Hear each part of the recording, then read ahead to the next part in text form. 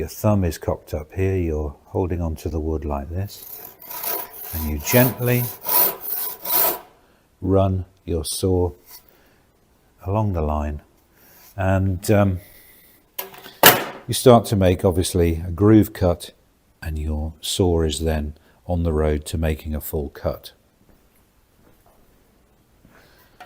So let's now make a few cuts. This is just to demonstrate the action you need and the way to use the saw. Now, as you get going, you'll find that you can manage to use longer and longer strokes, which